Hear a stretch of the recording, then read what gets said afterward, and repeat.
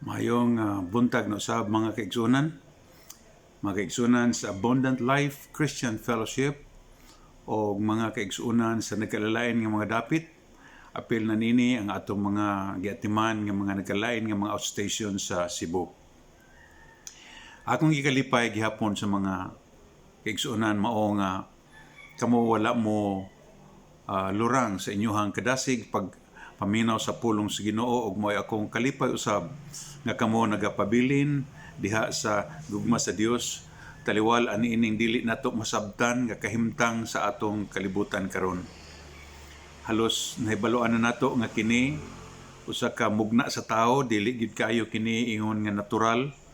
Apan wala tay mahimo mga kaigsunan kun dili nga mosunod kita sa kanang gitawag nila nga protocol sa unsa apan mga kaigsunan ato na lamang dawaton nga mao ni ang dagan sa atong panahon karon. Atong gikalipay mga kaigsunan nga bisan dili kita kita ay sa naong ug naong apan mahimo tang makapataling og gyapon sa pulong sa Dios o nga niya kita karon sa pagpamalandong sa iyang mga pulong. Ang atong buhaton karon mga kaigsunan mao ang pagpadayon sa atong gisugdan nga pagtuon sa pulong sa Ginoo diha sa Santiago kapitulo 1. Naagyapon pata sa kapitulo 1 sa Santiago. O akong paningkamutan mga kaigsunan nga atong masabtan gayud kini. Alright. Magsugod ta mga kaigsunan niata sa bersikulo 13 ngadto sa bersikulo 18. Akong basahon nagingon ni Santiago, ayaw ipaingon ni bisan kinsa sa diha nga siya pagatintalon o nga ako gitintal sa Dios kay ang Dios dili arang matintal og dautan ug walay bisan kinsa nga iyang pagatintalon. Hinuno ang matag usa ka tawo matintal sa dihang madaldal ug mahaylo siya sa iyang kaugalingong pagpangibog. Ug ang pagpangibog sa panamko na magapahimugsog sala ug ang sala ini kagulang na manganak og kamatayon. Ayaw kamo pagpalimbong hinigugma kong mga igsoon. Ang tanang maayong hatag ug ang tanang hingpit nga gasa nagagikan sa kitasan. Gikan samahan sa mga kahayag kang kinsa walay pagkausab ni landong gumikan sa pagkabalhin. Sa iyang kaugalingong kabubuton kita iyang gipanganak pinagi sa pulong sa kamatuoran aron kita mga himong ingon sa mga pangunahang bunga sa iyang mga binuhat. Ang Dios mga panalangin. Doon na tayo pagtuo usahay nga kung gamay kayo ang butang, matawag na to kini nga walay kaso. Masamad ta og gamay, ino na to wala nay kaso. Mas kasala ta gamay, ino na way kaso kay gamay ra. Doon na tayo pagsabot nga kung gamay ra, dili kayo delikado. Apan usay mga kaigsunan, ang gamay kung dili na to kini atimanon, mahimo biya kining peligroso o ngani makamatay. Doon na ko'y nabasahan nga usa ka illustration nga nag-ingon something small can be deadly. Nagisgot kini sila og mga gagmayng butang nga mahimong makamatay sa tao. Now, how many of you have ever wanted to get a snake as a pet? Probably not many of you. Ako I don't care kung di mi magkita sa bitin. Most of us do not like snakes because we recognize how deadly they are. Diba? Alright. Pero matod pa doon ako na yung mga bitin nga dili kuno deadly. Doon na yung mga bitin nga deadly sa kayo. Akong gisulayan o basa, pangita og research, mga igsunan ko unsa ning mga bitin. And samtang nag-research ko mga igsunan, I came across many of the familiar ones, the rattlesnake, the viper, and finally, doon ay bitin nga gitawag nilang the black mamba. Kining gikahadlukan o gikalisangan nga black mamba is found throughout many parts of the African continent. They are known to be very aggressive and it strikes with deadly precision. Sa diya nga mutukaw na kining maong bitin na way sipyat makaigo gid siya. And they are also the fastest snake in the world. It is capable of reaching speed of up to 12 miles per hour. Ug kini matud pa kini kunong bitina mahimo kining makapahit diretso bisan 12 ka mga tawo yang diretso pa. Unya akong nabasahan sa the single bite is capable of killing anywhere from 10 to 25 adults. You see, delikado na kayo mga kaigsunan. Ang venom kuno is fast-acting neurotoxin. The victim experiences a tingling sensation in the mouth and extremities, double vision and a doble maapektahan ang iyang panglantaw.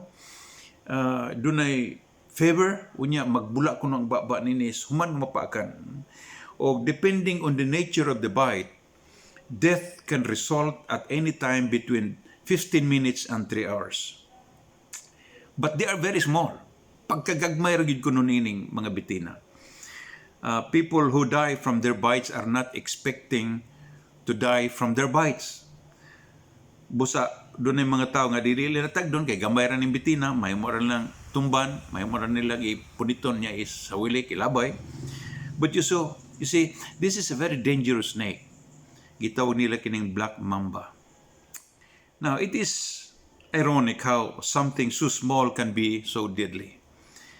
O sa atong gibasa karon mga igsunan in our passage this morning, James, the brother of Jesus, warns us about something very small that can be very deadly. Ang atong tinguha. Gamay ra kayo niya sa sulod sa atong kasing-kasing usay dili gini nato kini mahibaluan nga naa di ay. We probably do not think about our desires very often. But it is our very desires that cause our temptation. Our desires are the source of our temptations. And if nothing is done about them, there are deadly consequences. Let no one say when he is tempted, nag-ingon si James, I am being tempted of God. For God cannot be tempted with evil, and he himself tempts no one. But each person is tempted when he is lured and enticed by his own desire. Then desire, when it has conceived, it gives birth to sin, and sin, when it is fully grown, brings forth death. Now, James had just finished talking about enduring trials. You remember last week we talked about James 1:12.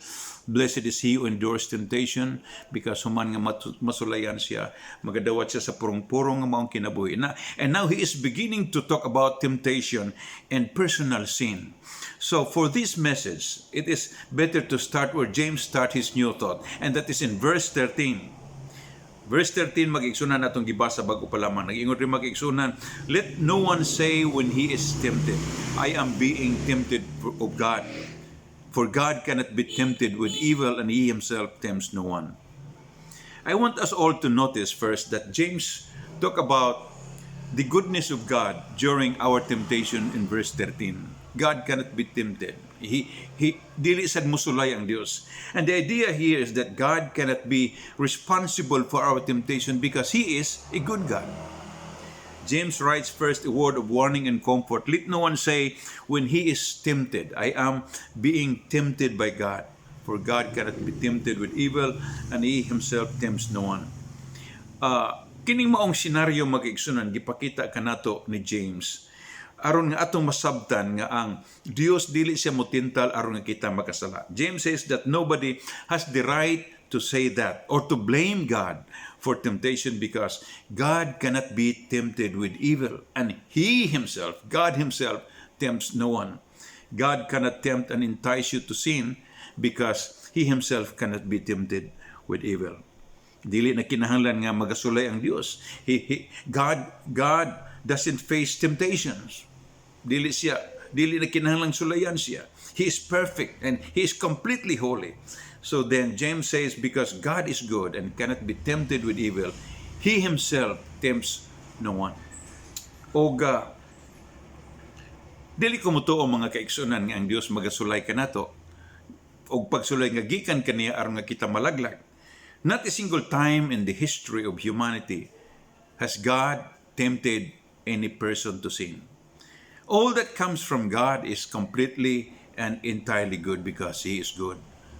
James writes about that in the next passage. Do not be deceived, my beloved brothers. Every good gift and every perfect gift is from above, coming down from the Father of lights, with whom there is no variation or shadow due to change. That is verse 16 and 17.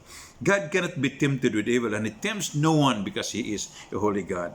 Holy is the Lord. Exalt the Lord our God and worship at His holy mountain, for the Lord our God is holy. Psalms number 99, verse 9. And with the four living creatures, each of them with 6 wings, are full of eyes all around and within, and day and night they never cease to say, Holy, holy, holy is the Lord God Almighty, who was and is to come. Revelation chapter 4, verse 8. I think we realize at this point that God is good. But why would James feel like it is necessary to tell us that God is good? Nganong iya pamantang suginlan. Of course, we know that God is good, God is great, God is generous, God is merciful, God is compassionate. Why does James feel the need to remind us that we cannot blame God for our temptations because He is a good God?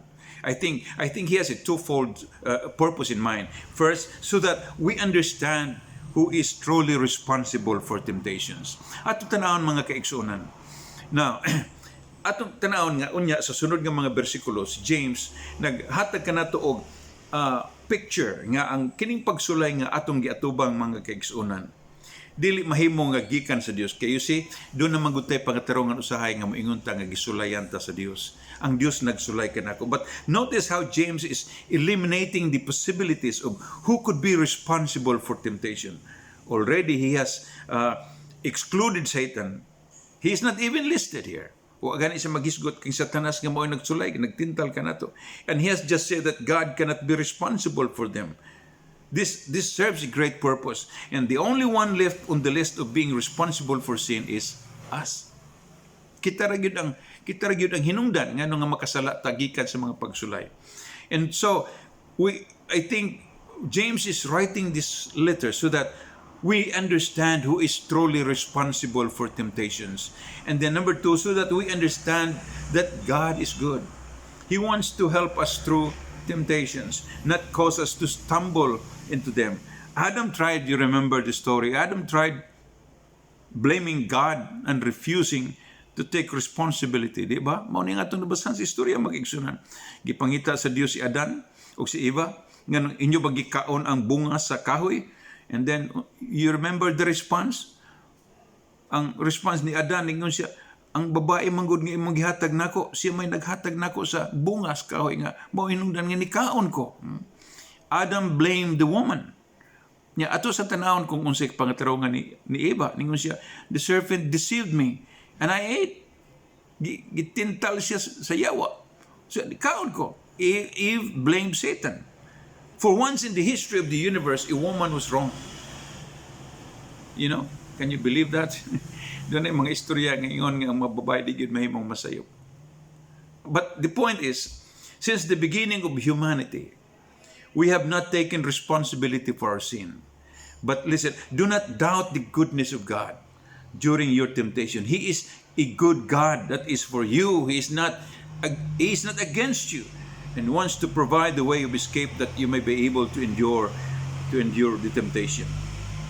And so we have seen that God is a good God who cannot be responsible for our temptations. So what is it that causes our temptations? Why are we always slipping up on the same old sins? Why do we keep on coming back to the same old sins? Why are we being tempted to sin all the time as believers? And why are temptations so frequent? James answers, but each person is tempted when he is lured and enticed by his own desire. The source of our temptation is our own desire. Gikan rasad nato ang pagtintal mag-igsunan. James tells his readers, instead of God being responsible for temptation, James said, each person is tempted by his own desire. It is desire. Desire is the culprit.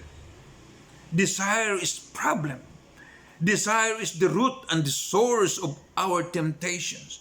The problem is within us. It's not on the outside, but buried within our innermost beings, that desire. Notice James says that each person is tempted, meaning that everyone faces temptations. You can bank on that. You will face temptations. walay usa nato makiigsunan nga moingon, ako di gyud ko mahimong masulayan.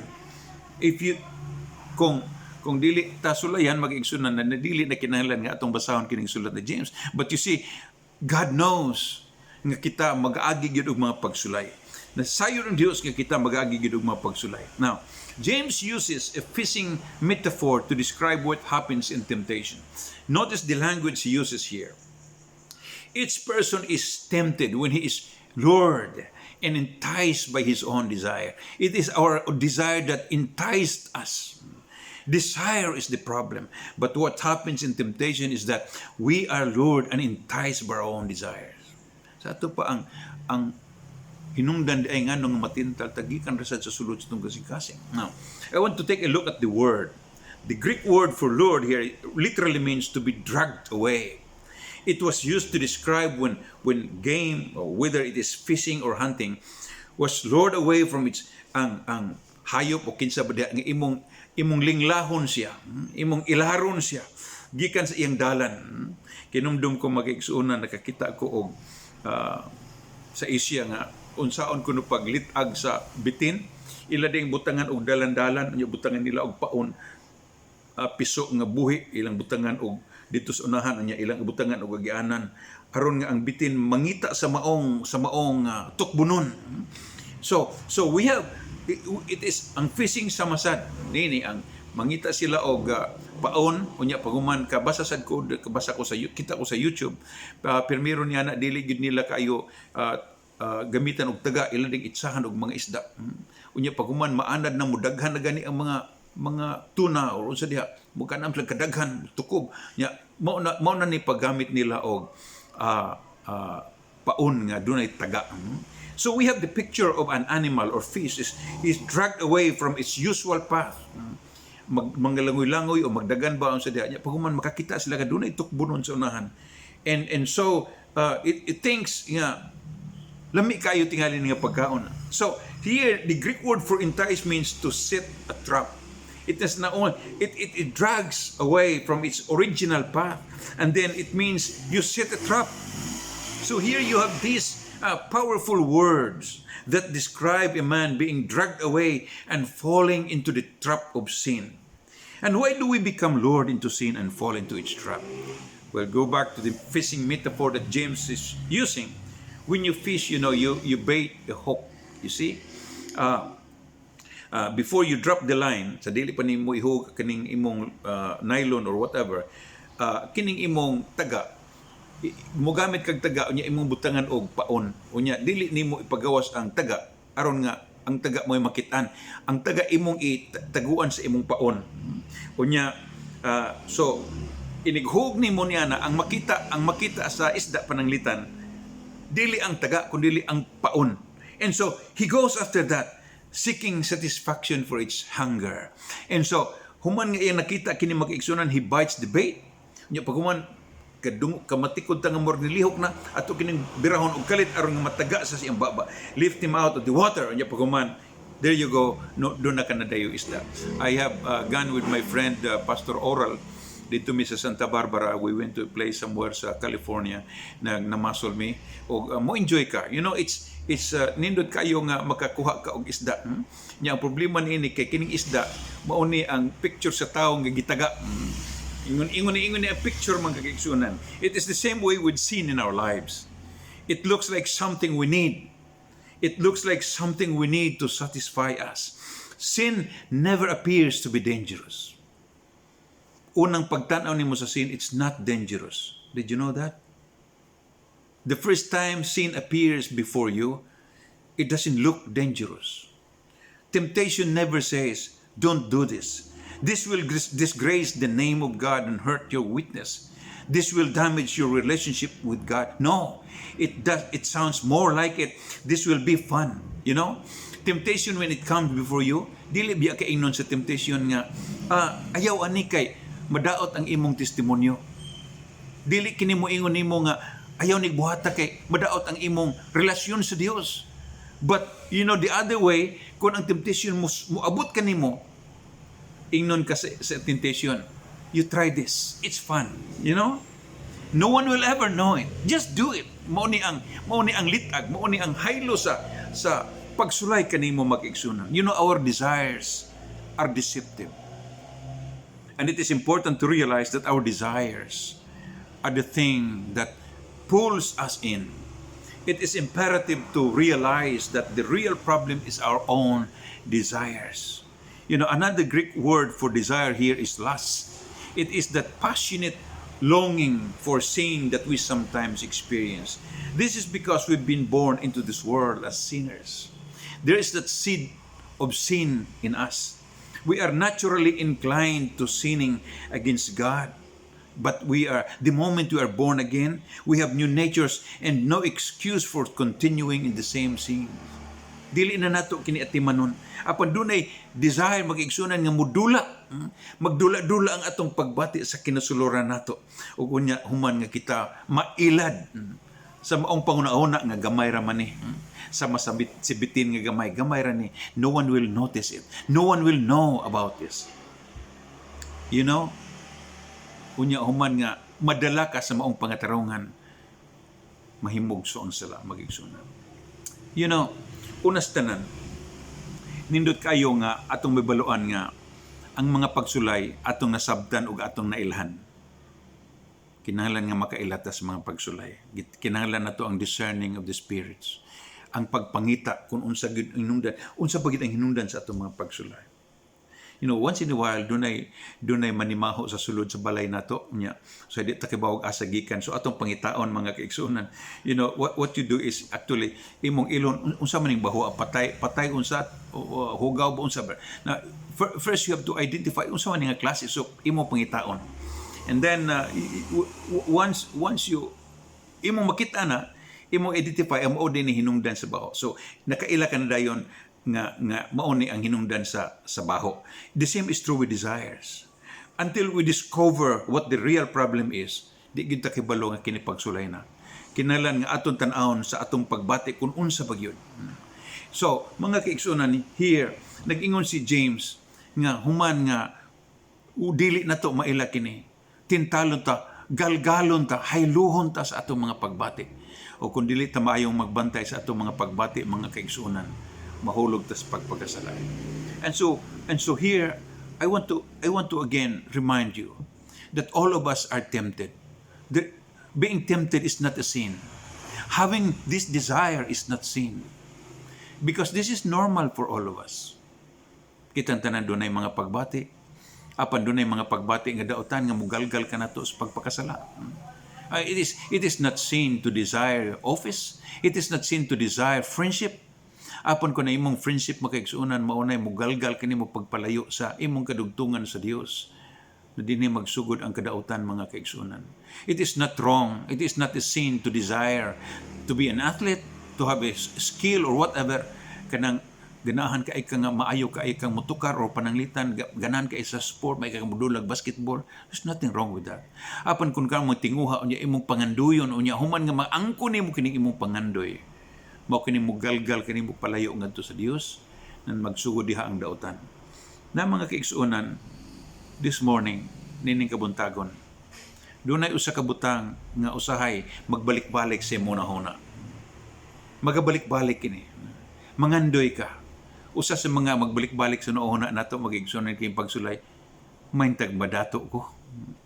Halos kitang tanan tingali mangandoy nga unta dato ta. Wala usa tingali nga mayon nato nga ako gusto gyud kong magpobre. Kitang tanan tingali. And God knows about that. Wala dautan ana mga kaigsunan. Kay usa bay dautan. Kay nganong manday og madato ta, makapamalita og mga properties ipanghatag nato sa mga kabus. Apan wa ta masayod kuno sa gid nga atong tinguha. And so kining maong pagbati mga kaigsunan, kining maong pangandoy kun mao nay atong atimanon. Mao ni makapalayo kanato. Mahimo ning mao'y hinungdan nga mo palayo kanato sa Dios. Adto ta sa Ginoo unsa may itong makuha? May pag-aritas kalibutan, mangita tag mapamaagi makakwarta ta. Mapaligya makatingali tag droga kay dali rang kwarta. You know, galgalon ka mga kaigsunan. Basta magbantay mga kaigsunan. Tingali mo ingon ta, gamay ra man na magsugod ta, ginagmay ra man apan mga kaigsunan ang gamay makapatay sa kalag sa tao. So let us be very, very careful. Today, Kung unsa na tinguha sa imong kasing-kasing, iampo nga kini makapahimuot sa Dios. Dili nato tugutan makaigsunan nga atong mga pangandoy mo'y muhatod ka nato ngadto palayo sa kiliran sa Dios.